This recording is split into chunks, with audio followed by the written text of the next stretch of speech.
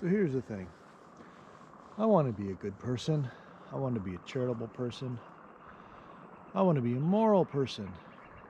But there's something about the current COVID-19 situation that makes me wonder, might we need a little bit more Machiavelli and power politics to make this situation go away?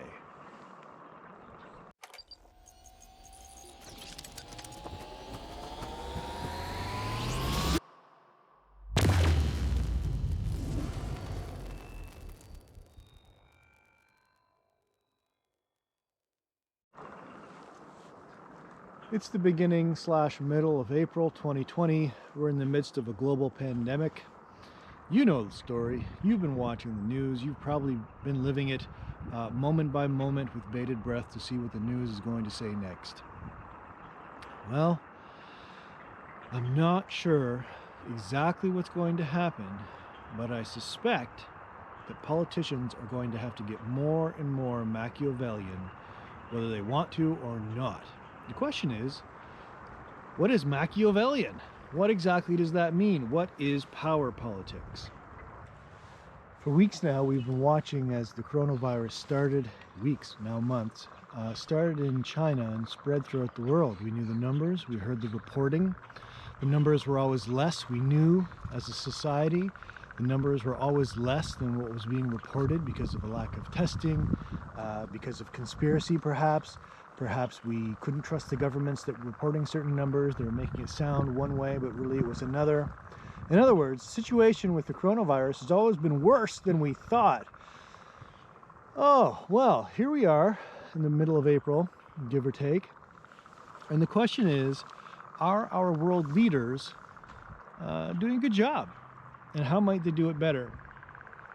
I'm in Ontario, Canada, and in Ontario, we, if you're in the US, you're used to calling them governors, we call them premiers. So our Premier Ford, for March break, again, weeks and weeks after the world knew about the virus, telling us to go on vacation. The governors in the US inviting certain people to beaches, and even beaches that were closed officially were in no way enforced as closed. As of the beginning week of April, at least 9 states do not have a lockdown order. In terms of Canada, a nationwide lockdown was left to the provinces here or there when our Prime Minister, Justin Trudeau, finally stood up and said, enough is enough. Social distancing, physical distancing, is the single best way to keep the people around you safe. What does that mean? It means keeping 2 meters between yourself and someone else. It means avoiding groups. It means staying home as much as possible. If you choose to ignore that advice, if you choose to get together with people or go to crowded places, you're not just putting yourself at risk, you're putting others at risk too. Enough is enough. Go home and stay home. Finally, our leadership was cracking down on stupid. I don't like the word stupid. What do I mean by stupid? Well, stupid belongs as a description to those people who are defying common sense, something that we all already knew. Any reasonable person should have known not to go to public spaces, not to engage in any kind of social behavior that might transmit the virus. And yet we saw, and we're still seeing, footage after footage of people going to beaches and bars. While bars are now closed in Ontario, there are many places that people are going to. On a grim day that's seen coronavirus cases in New South Wales surge by more than 80, Australia's most iconic beach, Bondi, has been closed down. Police took the unprecedented action to try to contain the spread of the disease, lashing out at those who flouted the new rules on social distancing. The beach is now closed. You need to leave the water. But with police standing by to force the issue, eventually everyone called it a day.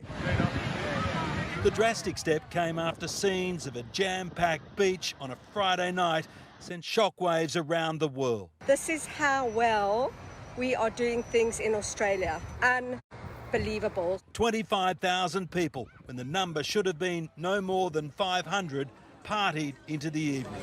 I should point out that I'm not at a public park right now. This is actually my backyard. By backyard, I mean backyard swamp. This is my backyard swamp. And so our politicians are forced to contend with this phenomenon, not just the virus, but the stupid that enables the virus. Do they have the power to do that? Do they have the skill to manage stupid? And might this person, Machiavelli, one of many theorists, but might Machiavelli have some sort of input into making this situation better? Before I talk about Machiavelli too much, let's talk a little bit about politics. You're no doubt familiar with the politics that you see on TV, people screaming at one another in different forums, not listening to one another. That is technically politics, sure, because people have been voted into political office, but that's politics in its worst form. Politics in its most base, childlike, juvenile form, people screaming at one another, people vying for power, that sort of thing, under false pretenses. There are other ways to think about politics, more original ways, or maybe original is not the right word, more holistic ways, perhaps. Politics asks us quite simply, how ought we to be related? How should society be organized and structured? That's a big question. Those are big ways of thinking about society. Aristotle famously called us zoon politikon, or political animals. This is a philosopher, very ancient philosopher, 2,500 years ago kind of thing. And he said, he believed that we are by nature group animals, or we live in a polis, we live in a politic, in a community, because that's where we achieve our best. We flourish as a social people, full stop. Right? Okay, well, that's interesting. So we are by nature social. Politics then, as the study of how we structure society, is truly a study of you, how you are by nature, the human condition, and how that is maximized or inhibited by our ideas, our laws, our economy. Do we like neoliberalism or something else? Do we like democracy? Do we like something else? The following argument would be, the closer we are to our nature, the closer we are to being happy and healthy, that means the better politics we have. Right now, do we have a good political system? Wherever you are, is it healthy? Is it achieving human flourishing? Is it maximizing the good? These sound so philosophical, I know. These are very abstract. Boil it all down. Is your political environment good for you? But not just you as an individual, you as a whole culture, you as a whole society. So the study of politics is a study of us. To understand us, of course, we look at the individual in context. Political science, more narrowly, or political philosophy more narrowly, looks specifically at how theories and practices of government work. So, I mean, there are different ways of disciplining these questions, and we put them into different disciplinary compartments, whether you're more of a social scientist or whether you're more of a humanities / philosopher, what is it? And we all try and understand these questions from our own disciplinary perspectives. But stand back from all that. We don't want to get bogged down. Stand back from all that. Politics asks us who we are as an individual, who we are as a culture, and government. Government from the Greek means it's the idea to steer with a rudder, as if the country were a boat. So is your country being steered adequately? And might Machiavelli, as radical as he is, have something to offer us today, centuries after his passing? At a descriptive level, so to describe something, you and I could approach politics by taking a neutral or scientific approach. We could just say, like those geese, like those ducks rather, there they are. They're that color, they're that weight. And we can measure them and we can just describe the way they are. And that's a lot of what social scientists and political scientists do. They describe the situation. So they might ask questions like, how are authorities and structures justifying their actions and beliefs? How are property, or is property, distributed and owned? What rights do men and women possess? And you can answer these things based on a description. For others, however, like myself, a descriptive isn't enough. A descriptive approach lacks that judgment. Should this be happening? Should certain rights be there? And that gets more into what's called a normative political or normative ethical approach. And I think that's where a lot of the interesting questions are. And that's partially where Machiavelli goes. But I think you'll see that he's largely descriptive. Machiavelli believes he's describing the political situation and how good rulers act. And funny enough, it's not like you would think. A good actor or a good politician is supposed to lie. A good politician, from Machiavelli, is willing to use brutal force if necessary. And he thinks he's describing the case as it is, being a realist. In other words, he's not making stuff up, he's not making normative judgments, he's just saying, this is how politics should be done. If you want to get the job done well, you got to do X. And in this case, X is deceit, lying, and sometimes brutal force, violence. I have to talk loudly over the frogs. They've calmed down a bit, but I think they were upset that I was getting too close. At a more abstract level, when we're thinking about politics, we can ask questions about social truth or social knowledge. At one point, and in many places of the world still right now, or some places at least, leaders have a divine power associated with them, that they're above the average, normal. In some cases, the blue bloods, you've heard of this phrase before. You simply inherit your God-given, divine, natural right. Your top position among the pyramid here is something given to you by nature. With democracy and like political movements, that's changed quite a bit, and now we can elect people with no divine legacy per se, without any blue blood heritage. Anybody can be in office in North America if you can afford to buy it. So at a more abstract level, thinking about politics, thinking about our leaders asks us about the question of truth. If we're no longer willing to say that God decreed certain things, if we're no longer willing to say that God put this person in office, as many seem content to do, then we start to look at our notions of truth. Truth about a person's moral character, truth about a person's ability to serve the office, in the office. In the case of Machiavelli, his version of truth, how we think about the best kind of truth relevant to political office, is basically a consequentialism. That's a fairly recent term. With consequentialism, you get the idea that being moral, and a lot of people would call Machiavelli amoral. It's not clear that he's amoral. It's just maybe not the morality that you would like. He's a consequentialist in so much as he says the results basically determine correct action. So you need to do whatever it takes to get the results. Now the results are first and foremost maintaining your own power as a political leader, and given the context that he's writing, we'll talk about that in a second.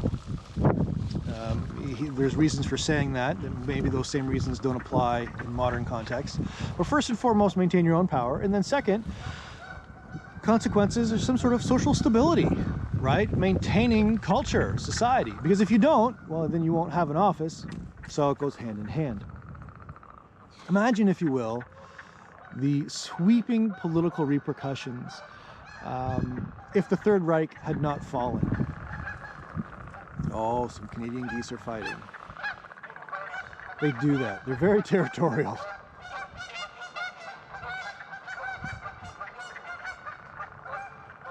Anyway, imagine the sweeping consequences for even small political shifts, small political ideologies regarding superiority of race or regarding superiority of gender, and how sweeping that would be for how you live your life today. Machiavelli is basically saying that we don't need to embellish, or we don't need to make up what good political leaders ought to do. We can describe what the good ones do, and what they do is behind the scenes. They're sneaky, they're cunning, they're deceptive, and you don't necessarily know what's going on behind the scenes. So consider this as an example. A lot of people are upset with the President of the United States, Donald Trump. Obviously, I'm not an American, so my commentary is limited to someone as an outsider's view. But an outsider's view is that a lot of people are upset that he's acted just incredibly late, hence the huge number. I mean, there's sort of a cause and effect there, right? Other countries have managed to maintain a certain leveling. The United States quickly, within the span of just a couple of weeks, shot well above Italy. So the consequences or the effects of his actions, people are saying, is just utterly inadequate. Okay. If he was more Machiavellian, and he often tries, I think some people perceive him as Machiavellian, as the tough guy, but if he was more the tough guy, this is what would be happening. He would be coming out on the White House news briefing like he often does, and he would be saying one thing: everything's fine, don't worry, it'll go away. He'll be saying one thing to maintain people's enthusiasm for him as a strong president.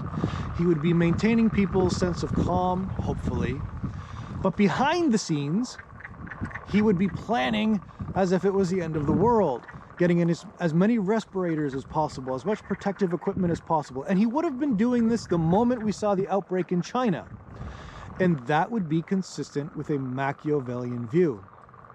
On the one hand, he looks like he's out of touch, but at least he's making some people happy and he's maintaining some sense of office. He's in charge. He sounds like he's in charge, don't worry.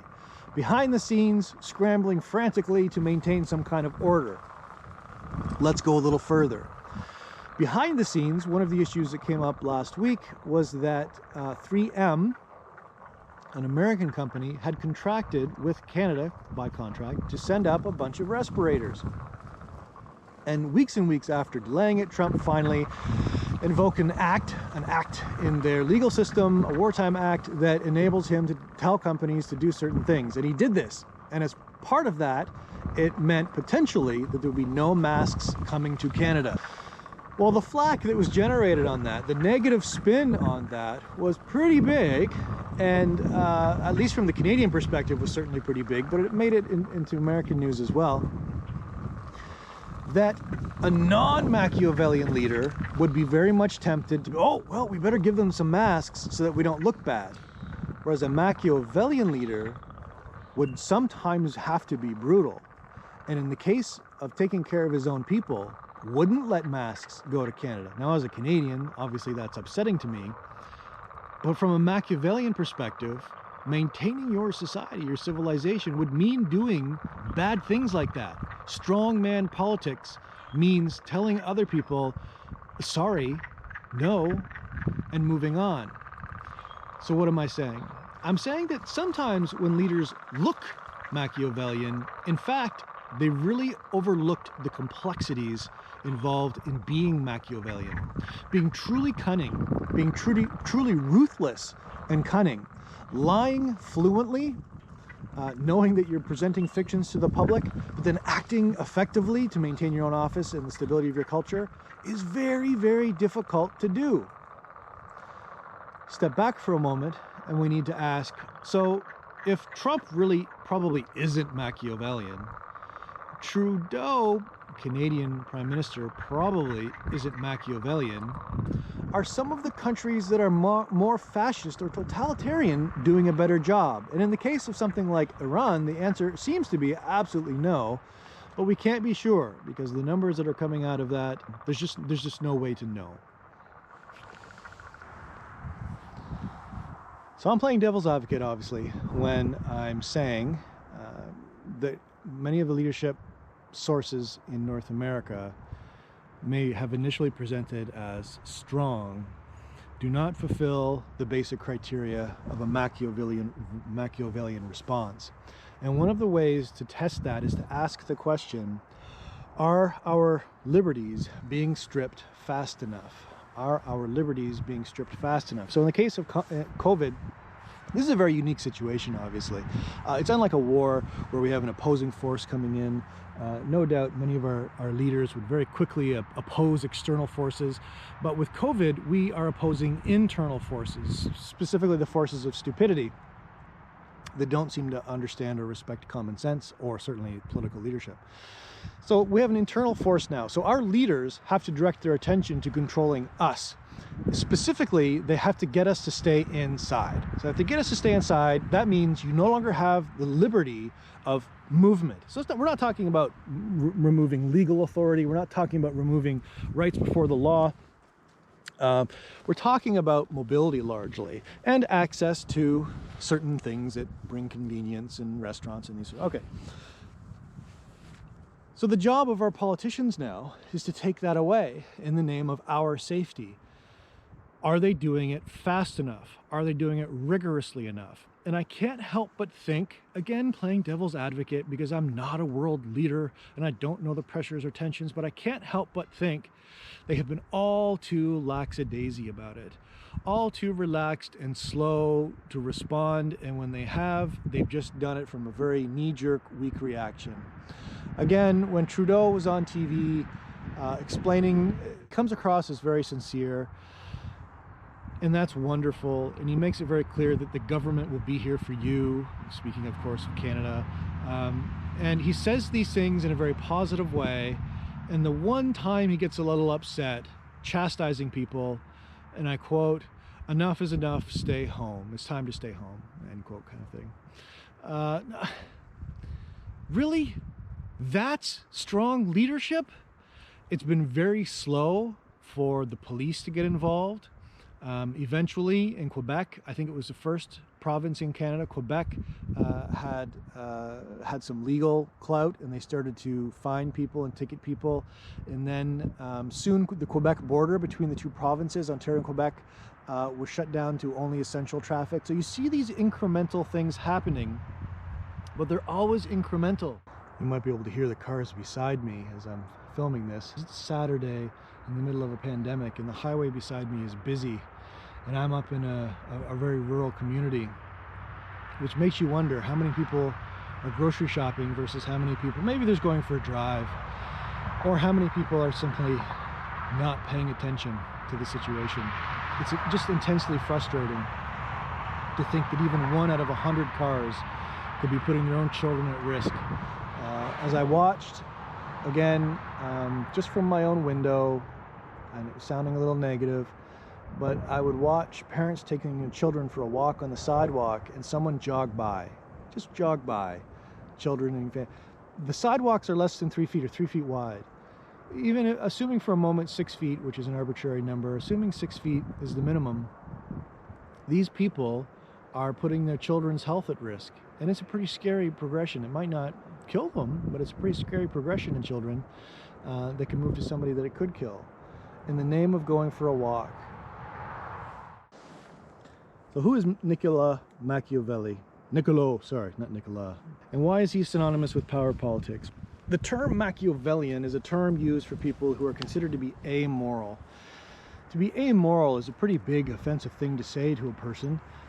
Animals can't be amoral because animals run on instinct and drives, and they do what their biology tells them. But human beings have the ability to make choices. And our choices can be ones that are self-sacrificing. Our choices can be ones that are selfish and greedy. So we come up with a whole bunch of terms or ways of describing good or healthy behavior. And amoral is not one of those terms. Amoral says, hey, you're kind of unhealthy. There's something kind of wrong with you. So Machiavellianism has been associated for a very long time with, hey, there's something wrong with people who are Machiavellian. There's something wrong with the philosophy of power politics. But is it? I'll leave that up to you. I don't think he would have said he was Machiavellian. He by Machiavelli. I don't think he would have said he was Machiavellian, even though he would agree that whatever it takes to get the ends that you want, whether that be lying, cheating, stealing's not good, but if you have to, you have to, even killing, then you got to do it. And he thinks he's being honest about it, but he still probably wouldn't see it as amoral. Why? Because if you're prepared to do bad in the name of a greater good, then do it. If you're prepared to sell your soul to the devil, as long as it saves everybody else, do it. So there are really two big options here. On the one hand, we can see Machiavelli as creating an amoral monster, a terrible ruler, even though he's prescribing this to another person. But on the other hand, we might also think, well, maybe he's doing something that is a necessary evil, that maybe he thinks politicians are a necessary evil. So again, Machiavelli probably wouldn't have thought of himself as Machiavellian. And in fact, he believed in a republican form of government. A republican doesn't mean Republican when you would think of it in the US right now with those Republicans, although it has certain connotations with that. The idea is that Republican was something of the government. So he has a combination of democracy and aristocracy and other things, but he is not proposing that there's one ruler or one ring to rule them all sort of philosophy. He's famous for this book called The Prince. He didn't name it The Prince. He didn't even publish it in his own lifetime. Apparently he circulated this book among some of his friends. And in it, he writes very simply, very forthrightly. He's not trying to be fancy. The academic jargon is kept to a minimum. He wants this to be understandable. And in it, he's basically saying, this is how you gain and retain political power. This is how you get it. This is how you keep it. And unfortunately, his recipe is so out of the box thinking that a lot of people have just dismissed it as, well, that's bad, so we're not going to do that. But again, the power of his approach is that he thinks he's literally describing how the world should work. And he thinks he's describing scientific or rational grounds for manipulating a public, for manipulating people for their good, but your good as well as a leader, as a ruler. So this is all supposed to be matter of fact. Even religion itself is supposed to be a matter of fact tool for controlling or for maintaining power and controlling society and getting people to do what they should or what you want them to do. So, small book, The Prince, has had a huge impact on the world. He wrote it to the ruler of Florence. I'm going to mispronounce the ruler's name, Lorenzo di Piero de Medici. I apologize for bludgeoning that. He wrote a lot of other works, however, so we need to be careful of taking all of his philosophy from just one short, simply written book. It was written quickly. He wrote it very quickly in 1513 to show a ruling family that he would be useful in their government. So it's basically a long resume. He's writing this book as a resume to say, hey, listen, I'm the kind of guy that you want to have employed, have around, because I can help you in your current situation. So it's a very practical guide as he sees it. A strong ruler might yield peace and order that was desperately needed during that time. So he's not only offering himself as an employer to help gain power and to keep power, he's offering himself and his philosophy as a way of bringing civil peace, because there wasn't much. And we see this now in the world. Nothing's really changed. Countries are constantly at war with one another, whether it's over in economic terms or whether it's literal war, or whether it's a war of ideology, you're bad, we're good. So his matter-of-fact approach is not just about getting political power, but it's about getting political power in a context of incredible conflict. So it's about resolving conflict, which is very interesting. He argues that his own book should be judged according to, quote, the truth of the matter that it contains. And he goes on to say, it is not embellished with swelling or magnificent words. Then he goes on to use this idea that it will help the reader, quote, attain greatness. Okay, so his book should be judged according to the truth of the matter that it contains. It doesn't have embellished or swelling or magnificent words. Okay, it's simple, again, we get it. But it will help you attain greatness. Now, if we take that to mean greatness in your own mind, even though everybody hates you or something like that, I don't know that that really works. But greatness, whether or not people really truly love you, but greatness in the sense that you get the job done, I think that's how we should take greatness. And that changes it. So a lot of leaders are very self-interested, and their version of success is, do I look good? Do people like me? What are my ratings? I don't think that's what Machiavelli is saying here. Sure, you do want people to like you. That's really important. But that's not the whole thing. And in fact, for Machiavelli, if they fear you, it's even better. If they fear you, it's even better. How could that possibly be the case? When we watch our politicians try to get into office, they do everything they can to get our love, to get our attention, to give our praise. They sell us the right package, we want to buy it. And they will sometimes sell outrageous things, outrageous promises that they couldn't possibly follow through on so that we will love them. And when they get into office, they want re-election. So they continue to perpetuate these things. But we know secretly, well, not really secretly, we know that so many of them are falsehoods. We don't expect them to actually follow through. One of the classical criticisms, or classic criticisms of the prince, is that he seems to forget the needs of the people by fulfilling the ambitious needs of the ruler instead. And again, I'm not sure that that's true. I'm not sure that he's so focused on the ambitious needs of the ruler that he does forget the needs of the people. It feels like if you fulfill the needs of the ruler is going to be fulfilling the needs of the people when we define need as some kind of social stability. Now, I might be reading too much into that, but that is certainly one of the major criticisms, is that he focuses so much on the leader. Of course, that's who he's writing to. He's writing this to someone who would be a leader or is a leader, that he forgets the people that he serves. Another criticism is the sense of objectification that Machiavelli has over people. Treat people as pawns, as billiard ball, billiard pool, balls on a table to be just manipulated at will. You hit these people here, you hit those people there, and you score your points. Don't treat people as people, treat them as objects to be used. And a lot of people don't like that idea. We're not machines. That's kind of a big philosophical argument, but we're not machines. Yeah, sure, we're biological machines in a sense, but we're not mechanical machines. We have values and ideas, passions and compassions, fears and anxieties that can't be understood through simple algorithms. And the idea that we could just be moved around by a political leader as if we were just helpless pawns, foolish, simple-minded, that's a hard sell. One of the things that Machiavelli warns good leaders to avoid, above all things, is to guard against being despised and hated by the people. You do not want to be despised and hated. Now, you might not be loved. If you can be loved, okay, great. But you don't want to be despised and hated, he says. So this is very important.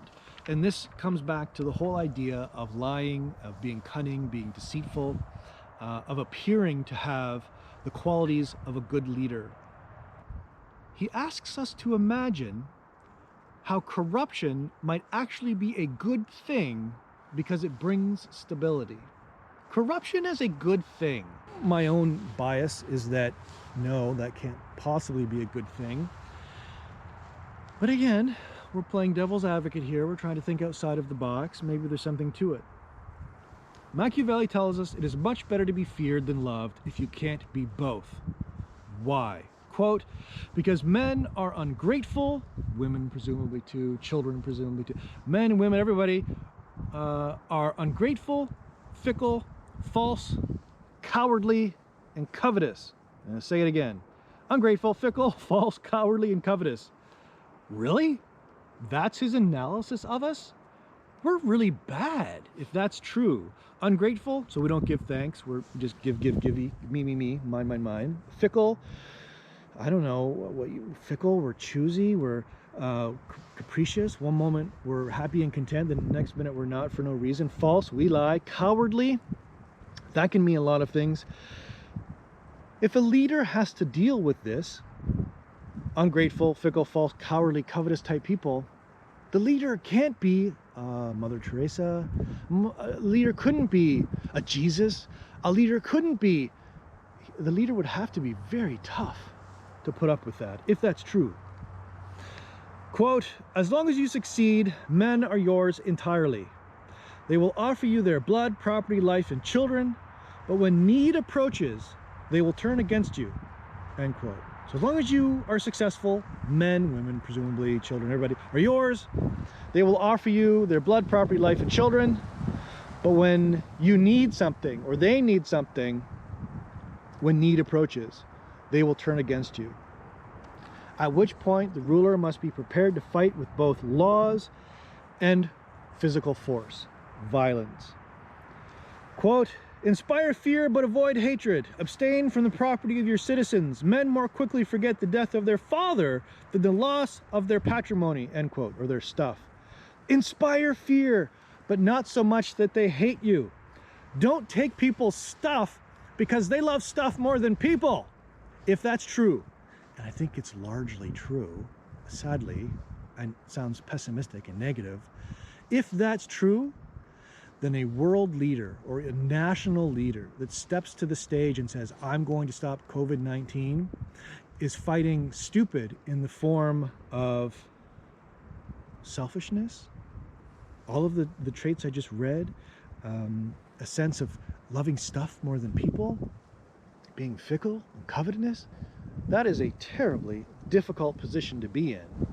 I don't know if you saw the picture, it's making its rotation on Facebook, but imagine a bunch of people running from the beach, feverishly afraid of this giant cat emerging from the water with laser beams shooting from its eyes.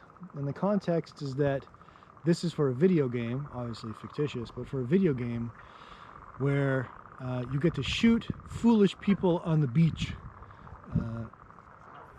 When I saw that, of course it's funny because of the egregious violence being lobbied against a select group of people. The minority, the vast majority are very common sense, smart people. We know not to go to the beach during a pandemic. But there's something to it that's very Machiavellian. As a leader, when you have a segment of the population that is flagrantly not in touch with the severity of the situation, when reason doesn't work, when negotiation doesn't work, when bribing them doesn't work, it's time for physical force. Interesting. What would happen if somehow the governors were held liable for their relaxed, reluctant attitude? What if they were held accountable financially? Well, that would really get some people's attention, wouldn't it? Quote, everyone praises a prince who keeps faith and lives integrity rather than craft. But you shouldn't keep faith when it can be turned against you or when it doesn't benefit you. Thus, it is necessary to disguise, pretend, and dissemble. End quote. Interesting. It is necessary to disguise and pretend. Why? To maintain your power, your place. It is necessary. But is it necessary, as we've been thinking about, is it necessary simply to maintain your power? Or is it necessary to maintain your power so that you maintain civil society? Another interesting thing, more to the point on this topic of disguising, quote, it is unnecessary for a prince to have the good qualities, but it is necessary to appear to have them, end quote. You don't have to be moral and virtuous, but you need to look like it. So if you're going to run for office and you want people who believe in morality, because you want them to believe in morality too, even if you don't believe in religion yourself, you can use religion to your advantage. You're probably thinking I'm talking about Trump and evangelicals in the US. That's first Machiavelli. He's saying use religion. Religion can be used to maintain stability. So if you have to lie and say you're religious to do it, hey, why not? Again, selling your soul for a greater good on the condition that you can actually provide that greater good. If you're just lying to get into office and you can't do the job, that's a different story. Never let anything slip from your lips that is not replete with good qualities. Sorry, that was a quote. Never let anything slip from your lips that is not replete with good qualities. Appear altogether merciful, humane, upright, and religious. Appear altogether merciful, humane, upright, and religious. Lie! Sound loving and caring. But when you need to be bad, be bad. Why?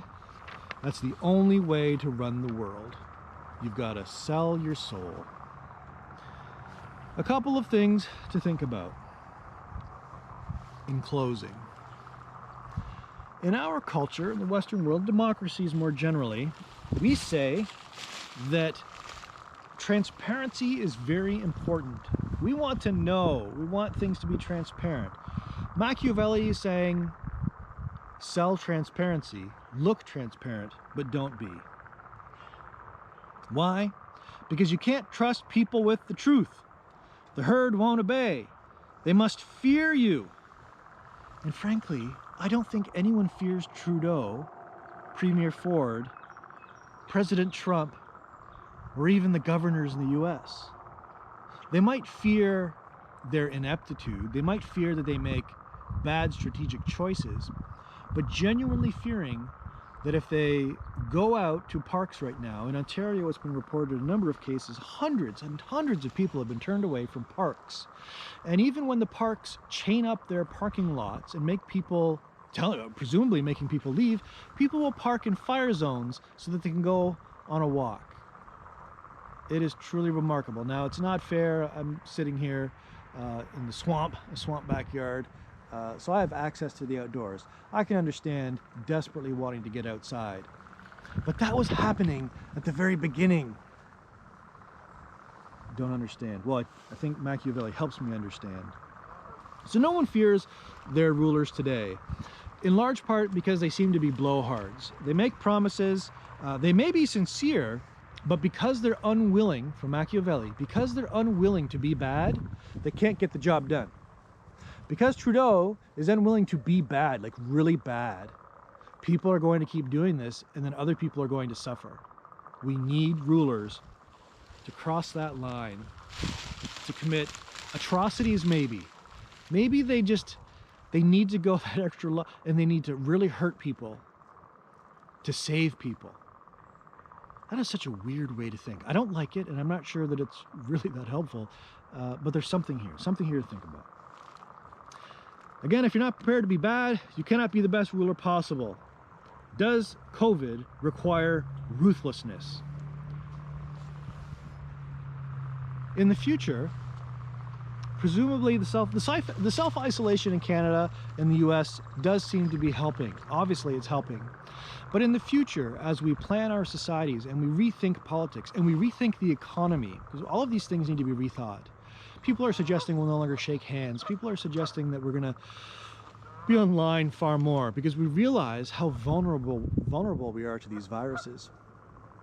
But in the future, will we expect faster, swifter, more ruthless responses, much like we saw with China, much like we saw with some of the other the early countries that were exposed to these had sometimes very quick, harsh responses that are only possible in places that are already accepting of that kind of brutal leadership or harsher leadership. Maybe we've done ourselves a disservice by being so nice. I'll leave that for you to think about.